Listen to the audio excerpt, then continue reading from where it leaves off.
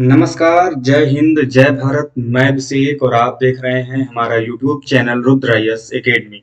दोस्तों, एक बार फिर से आप सभी का हमारे इस यूट्यूब चैनल पे हार्दिक स्वागत है।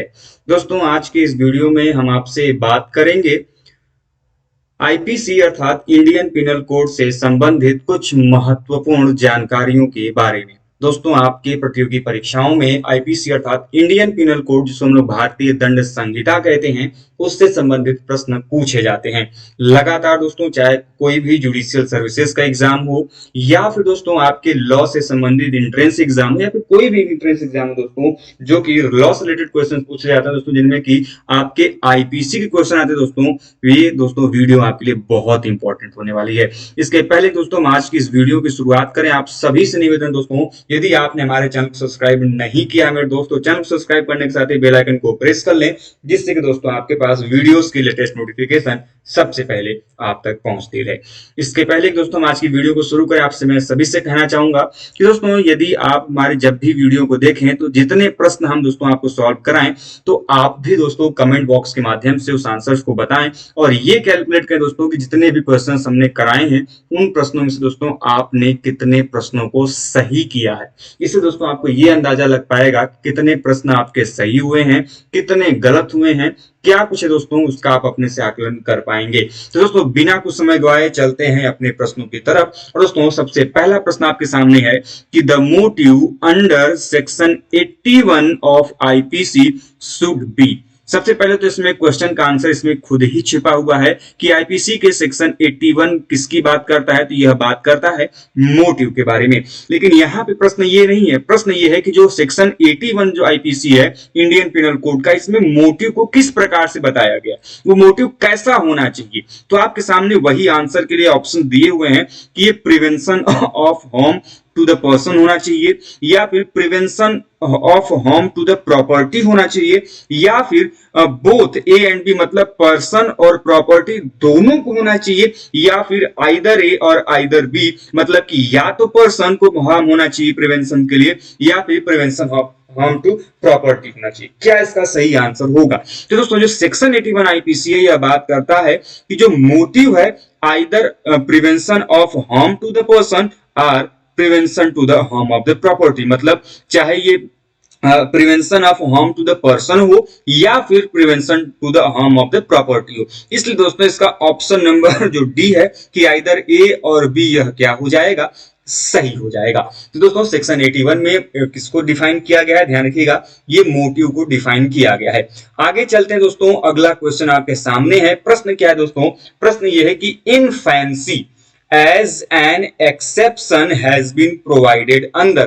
यदि दोस्तों आप लोगों ने जनरल एक्सेप्शंस को पढ़ा होगा आईपीसी के अंदर, इंडियन पिनल कोड के अंदर दोस्तों, तो इसमें आपने इन फैंसी को जरूर पढ़ा होगा। और दोस्तों, प्रश्न यही है कि जो ये इन फैंसी है, इसको आईपीसी में इंडियन पिनल कोड में कहां पर डिफाइन किया गया है। तो दोस्तों, आपके सामने ऑप्शन दिया गया है, बहुत सिंपल सा ऑप्शन, इसमें कोई कंफ्यूजन नहीं होना चाहिए। सेक्शन 80 दूसरा ऑप्शन दिया है, सेक्शन 81 तीसरा ऑप्शन दिया है, सेक्शन 82 और चौथा ऑप्शन दिया है सेक्शन 84। बहुत बेतरार आदमी है, सीधा सा सिंपल सा आंसर होगा दोस्तों सेक्शन 82। जी हां दोस्तों, सेक्शन 82 जो है दोस्तों, ये जनरल एक्सेप्शन का पार्ट है दोस्तों। जनरल एक्सेप्शन में दोस्तों जो सेक्शन 82 है, यह बात करता है इन फैंसी के बारे में। इसलिए दोस्तों, इसका ऑप्शन नंबर जो सी होगा वो क्या हो जाएगा, सही हो जाएगा। आगे चलते हैं दोस्तों अगले क्वेश्चन की तरफ। अगला क्वेश्चन आपके सामने है। प्रश्न क्या है दोस्तों? तो प्रश्न की तरफ चलते हैं। प्रश्न बड़ा सिंपल और साधारण सा है भैया। प्रश्न क्या पूछ रहा है, ध्यान से समझने की कोशिश कीजिएगा। तो दोस्तों, प्रश्न कह रहा है आपसे कि section 82 of IPC provides that nothing is an offense which is done by a child under। तो दोस्तों, सेक्शन 82 जो है यह किसके बारे में बात करता है कि कोई भी चीज अपराध नहीं है यदि वह किसी बच्चे के द्वारा, किसी शिशु के द्वारा किया गया हो। तो किस केस में भैया, ये आपको बताना है। तो ये आपके सामने ऑप्शंस दिए गए हैं, आप उनके आंसर बता दीजिए। तो ऑप्शन दिया गया है, उस चाइल्ड का एज दिया गया है कि 6 ईयर एज के कम का हो, या फिर 7 ईयर एज का हो, 9 ईयर एज का हो, या फिर 10 ईयर एज का हो। तो इसका सही आंसर क्या होगा, ये आपको बताना है। तो दोस्तों, इसका सही आंसर होगा आपने यदि जनरल एक्सेप्शंस के पार्ट पढ़े होंगे तो उसमें बताया गया है Dolly capex and Dolly in capex के बारे में कि 7 वर्ष से कम और 7 वर्ष से अधिक का जो कॉन्सेप्ट है बच्चों को लेके, ये बड़ा इंपॉर्टेंट फैक्ट हो जाता है। तो दोस्तों यही जो सेक्शन 82 है यह बात करता है कि जो 7 वर्ष से कम के बच्चे होंगे यदि वो कोई ऑफेंस करते हैं तो उनको ऑफेंस अर्थात अपराध की श्रेणी में नहीं रखा जाएगा। कारण क्या है भाई? तो कारण ये है कि वहां पर जो मेंस रिया है, जो आपका मेंस रिया है वो क्या है भैया? वो क्या है? वो अब्सेंट है। वो क्या है आपका?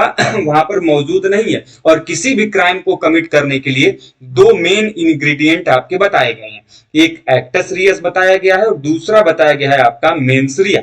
भले ही 7 वर्ष के कम के बच्चे ने कोई क्राइम किया है तो वो एक्टस रियस जरूर कर रहा है, लेकिन वहां पर मेंस रिया जो है वो अब्सेंट है। सो दैट्स वाई जो आपका सेक्शन 82 है, ये जो 7 वर्ष से कम के बच्चे हैं उनके द्वारा किया गया कोई भी अपराध नहीं माना जाता। अब ध्यान रखिएगा, लेकिन कुछ ऐसे कंडीशन है जहां पर मेंस रिया नहीं होते हुए भी वहां पर अपराध माना जाएगा, लेकिन वो जो कंडीशन है वो अलग है। तो हम जब उन चीजों की चर्चा करेंगे तो आपसे वहां पर उसके बारे में बात करेंगे। फिलहाल हम आगे बढ़ते हैं अगले क्वेश्चन की तरफ। अगला क्वेश्चन आपके सामने भैया, बड़ा प्रश्न बड़ा सिंपल सा है कि section 82 of IPC indicates that, भैया क्या है? अ प्रिजम्पशंस ऑफ फैक्ट की बात करता है, अ रिब्यूटेबल प्रिजम्पशन ऑफ लॉ है, या फिर अ कंक्लूसिव और इररिब्यूटेबल प्रिजम्पशन ऑफ लॉ है, या फिर नन ऑफ द एबव। इसका सही आंसर क्या होगा दोस्तों? तो इसका सही आंसर होगा अ कंक्लूसिव और इररिब्यूटेबल प्रिजम्पशन ऑफ लॉ है। इसलिए दोस्तों इसका ऑप्शन नंबर जो सी है वो क्या हो जाएगा? सही हो जाएगा। आगे चलते हैं दोस्तों अगले क्वेश्चन की तरफ। अगला क्वेश्चन आपके सामने दिया गया है कि a person is stated to be partially in capex under section 83 if he is aged। Section 83 में किसे पार्शली इन कैपेक्स बताया गया है, तो वो कौन होगा? कौन कितने वर्ष का होगा, कितने वर्ष की आयु के लिए बताया गया है, बात किया गया है, इसके बारे में आपको बताना है। तो भैया आपके सामने ऑप्शन दिए गए हैं, आप आंसर बता दीजिए। आपके सामने क्या दिया गया भैया ऑप्शन? तो आपके सामने ऑप्शन दिए गए कि above 7 year and under 12 year. वहीं पर दूसरा ऑप्शन दिया गया है कि above 7 year and under 10 year. तीसरा ऑप्शन दिया गया है above 7 year and under 16 year. और चौथा ऑप्शन दिया गया above 7 year and under 18 year. दोस्तों जैसा कि आप सभी आंसर देख भी पा रहे होंगे, इसका सही आंसर होगा above 7 years and under 12 year. दोस्तों जो पार्शली इन कैपेक्स हैं, ध्यान रखिएगा, Dolly capex and in capex का मैंने कॉन्सेप्ट आपको कुछ देर पहले ही बोला था। तो दोस्तों जो 7 वर्ष से ऊपर हैं बच्चे और जो 12 वर्ष से नीचे हैं, इसके बीच का जो टाइम पीरियड है, जो टाइम फ्रेम है, इनको क्या बताया गया है? ये पार्शली इन कैपेक्स बताए गए। यहां पर कोर्ट किस हिसाब से डिसाइड करती है कि उनकी जो एक्टस रियस है उसके पीछे वो जो मोटिव है, उनका जो इंटेंशन है, उसमें मेंस रिया इन्वॉल्व है कि नहीं है। यदि वो कैपेसिटी है चाइल्ड के बारे में कि वो उस क्राइम की कैपेसिटी को समझ रहा है, उस एक्ट को समझ रहा है, देन वो पनिशेबल होगा, और नहीं समझ रहा है तो वो पनिशेबल नहीं होगा। इसीलिए इसका ऑप्शन नंबर जो ए है वो क्या हो जाएगा? सही हो जाएगा। आगे चलते हैं दोस्तों अगले क्वेश्चन की तरफ। अगला प्रश्न आपके सामने है कि section 83 of IPC lays down. Section 83 जो है, धारा जो 83 आईपीसी की, भारतीय दंड संहिता की, किसके बारे में बात करती है? क्या बात करती है भाई? तो ये कैसा है? तो ये आपके सामने ऑप्शन है कि ये एक प्रिजम्पशन ऑफ फैक्ट है, दूसरा है कि ये इनकंक्लूसिव और इररिब्यूटेबल प्रिजम्पशन ऑफ लॉ है, तीसरा है कि conclusive and irrebuttable presumption of law है, या फिर चौथा है कि इररिब्यूटेबल प्रिजम्पशन ऑफ लॉ है। क्या सही होगा इसका आंसर? तो दोस्तों आईपीसी की सेक्शन जो 83 है ये आपका एक an inconclusive and rebuttable presumption of law के रूप में एक्ट करती है, कार्य करती है। इसलिए दोस्तों ऑप्शन नंबर जो बी है इसका वो क्या हो जाएगा? सही हो जाएगा। चलते दोस्तों अगले क्वेश्चन की तरफ। अगला प्रश्न आपके सामने है। प्रश्न क्या है कि section 82 of IPC lays down the rule of. जो सेक्शन 82 है आईपीसी का, जो धारा 82 है भारतीय दंड संहिता का, ये किस सिद्धांत के बारे में बात करता है? अभी हमने कुछ देर पहले ही आपको बताया। तो आपके सामने ऑप्शन है दोस्तों, ऑप्शन क्या है? तो ऑप्शन दिया गया कि ये होली इन कैपेक्स की बात करता है, दूसरा ऑप्शन दिया गया पार्शली इन कैपेक्स की बात करता है, तीसरा ऑप्शन दिया गया है बोथ ए एंड बी, मतलब होली कैपेक्स और होली इन कैपेक्स की बात करता है, और चौथा ऑप्शन दिया है कि आइदर ए और आइदर बी। और भी बताएं। इसका सही आंसर क्या होगा ये आपको बताना है। तो भैया सेक्शन जो 82 है यह बात करता है होली इन कैपेक्स की, वहीं पर सेक्शन 83 हमने डिस्कस किया, यह किसके बारे में बात करता है, पार्सली इन कैपेक्स की, जिसमें हम लोगों ने अभी डिस्कस किया कि 7 to 12 ईयर के बीच में जो है ये पार्सली इन कैपेक्स है, जिसको सेक्शन 83 में डिफाइन किया गया। वहीं पर होली कैपेक्स जिसमें हम लोगों ने बात किया कि जो 7 ईयर है उससे कम क्या आयु जो होगी वो होली इन कैपेक्स आती है। तो ये सेक्शन 82 में डिफाइन किया गया, जो कि 82 डिफाइन करता है किसके बारे में, होली इन कैपेक्स के बारे में डिफाइन करता है। अगला क्वेश्चन आपके सामने भैया, प्रश्न क्या है कि under section 82 and under section 83 of IPC an offense is punishable if it is done by a child। यदि सेक्शन 82 और 83 जो आईपीसी का है यह अपराध तब दंडनीय होगा बच्चे के द्वारा जब वह किया गया होगा। कब? तो यह आपके सामने ऑप्शन दिया गया है, ये आपको बताना है। तो आपके सामने ऑप्शन पहला है कि यदि वह जो बालक है, वह जो बच्चा है, is below 7 year of age, यदि वह 7 वर्ष से कम का होगा, क्या तब वह पनिशेबल होगा। दूसरा है कि of above 7 year of age but below 12 year if he has not attended sufficient maturity and understanding. तीसरा ऑप्शन दिया गया है कि of above 7 year of age but below 12 year having attended sufficient maturity and understanding. तो ये क्या सही होगा, इसको आपको बताना है। और चौथा, ये 4 ऑप्शन हमने आपको बताए, बताइए इसका सही आंसर क्या होगा। 82 और 83 के अंतर्गत किसे पनिशेबल नहीं पनिश किया जाएगा। तो इसका सही आंसर क्या हो जाएगा दोस्तों, तो इसका सही आंसर हो जाएगा ऑप्शन नंबर सी। जी हाँ दोस्तों, मैंने अभी बताया कि यदि कोई बालक जो कि 7 वर्ष से ज्यादा का है और 12 वर्ष से कम का है, तो ये सेक्शन 82 और 83 के अंदर डिफाइन है। ठीक है, सीधी सी बात है। ठीक, अब यहां पर जो है यह कहा गया है कि यदि कोई 7 वर्ष से ऊपर का हो और 12 वर्ष से नीचे का हो, लेकिन उस जो वह बच्चा है उसमें मेच्योरिटी और अंडरस्टैंडिंग होनी चाहिए उस ऑफेंस को करने की, तभी उसे क्या किया जाएगा, पनिश किया जाएगा। इसलिए इसका ऑप्शन नंबर जो सी है वो क्या हो जाएगा, सही हो जाएगा। आगे चलते हैं दोस्तों अगले क्वेश्चन की तरफ। अगला क्वेश्चन आपके सामने है कि which of the following pair is not correctly matched. तो कौन सा ऐसा पेयर है, कौन सा ऐसा युग्म है जो कि सही नहीं है, इसको आपको बताना है। तो आपके सामने भैया ऑप्शन दिया गया है। ऑप्शन पहला कि मेंस रिया, ये आर वर्सेस प्रिंस में डिफाइन किया गया है केस लॉ के।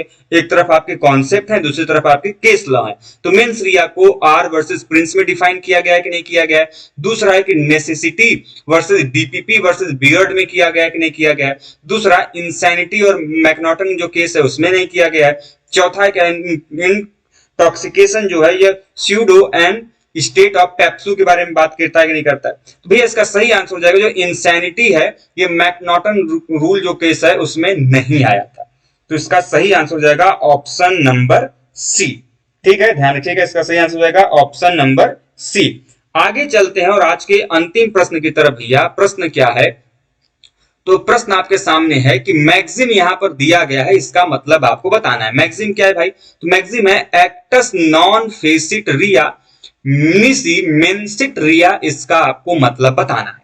तो आपके सामने ऑप्शन दिए गए हैं। ऑप्शन क्या है कि crime has to be coupled with guilty mind, पहला ऑप्शन। दूसरा, there can be no crime without a guilty mind.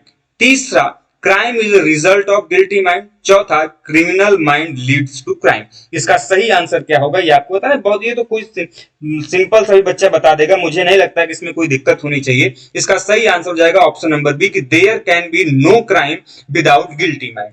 तो ये भैया ये कॉन्सेप्ट है एक्टस रियस और मेंस रिया का, एक्टस रियस और मेंस रिया का, जिसमें यह कहा गया है कि किसी भी क्राइम को होने के लिए एक्टस रियस और मेंस रिया का होना जरूरी है, और कोई भी क्राइम बिना गिल्टी माइंड के नहीं हो सकता। यदि मैंने किसी को जानबूझ के थप्पड़ मारा है जोर सा, तो वो क्या हो जाएगा, एक क्राइम है। लेकिन मैंने भाईचारे में, वो दोस्त है और मैंने उसको थप्पड़ मार दिया दोस्ती में, अब दोस्ती में वो चलेगा बात, लेकिन तुम दुश्मनी में मारोगे तो काम गड़बड़ हो जाएगा।